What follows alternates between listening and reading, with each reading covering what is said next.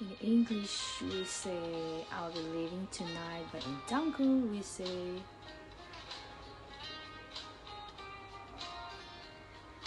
Achungaya Zatui Hauka Napamuyana Izatui Hauka Ilia Maida Mapaluyalu Iba Kapuma Ganda Tuyaira Iwi Odromhi Kuipundaka Hangkalai Maram Leaka Iwi Ngasat Naulihan Jipulianu Mahanong Nara Namaiva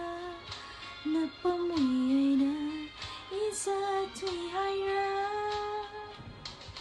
Achungaya Zatui Hauka Napamuyana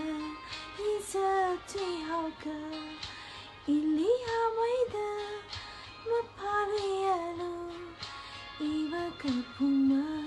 Ganda Tuyaira Iwi Odromhi Kuipundaka Nana Iliti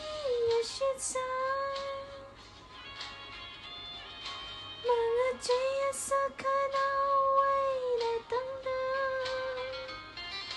Kaliva Hau